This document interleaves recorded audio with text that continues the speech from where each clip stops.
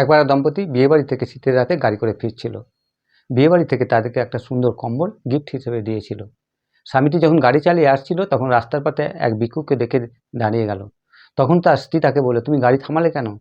তখন তার স্বামী বলে, ওই যে ভিক্ষুকটা বসে আছে ছেঁড়া ফাটা চাদর পরে, আমি ওকে কম্বলটা দান করব। এটা বলা মাত্র স্ত্রী লোকটি বলল, না তুমি ওকে দেবে না, ওরা এইসব দামি জিনিসের মর্ম বোঝে না, ওরা কালই এটা বিক্রি করে মদ খেয়ে ফেলবে। স্বামী তার স্ত্রীর কথা অমান্য করে তাকে ওই কম্বলটা দান করে। দিন 4 পর তারা যখন ওই রাস্তা দিয়ে ফিরছিল তখন স্ত্রী লোকটি বলে, আজকে আমি দেখব ওই ভিক্ষুকটি কম্বলটা নিয়ে কী করলো। তারপর তারা ওই ভিক্ষুকের কাছে গিয়ে দেখলো সেই ভিক্ষুকটি পুরনো ছেঁড়া ফাটা চাদরটা পরেই বসে আছে। তখন সেই স্ত্রী লোকটি গিয়ে রেগে গিয়ে বলল, আমি জানতাম তুমি এটা বিক্রি করে দিয়ে মদ খেয়ে ফেলেছো।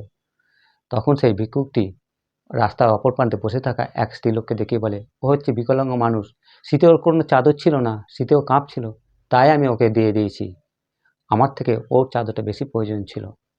এটা শোনা মাত্রই স্ত্রীলোকটি তার স্বামীকে বলল, আমার ভুল হয়ে গেছে, আমি কালকেই একটা ভালো কম্বল ওই ভিক্ষুকের জন্য এনে দেবো। এটা একটা সাধারণ ঘটনা, কিন্তু আমাদের অনেক বড় শিক্ষা দেয়। ভগবান আমাদের নেবার দলে নয়, দেবার দলে রেখেছে, তাই আমাদের উচিত কিছু কিছু জিনিস নিজের সামর্থ্য অনুযায়ী দান করা উচিত। দান করলে কোনো দিন সম্পদ কমে যায় না, বরং সেটা বেড়ে যায়, কারণ এই বিশ্ব প্রকৃতি আমাদের দান করা সম্পদ দ্বিগুণ হিসেবে ফিরিয়ে দেয়।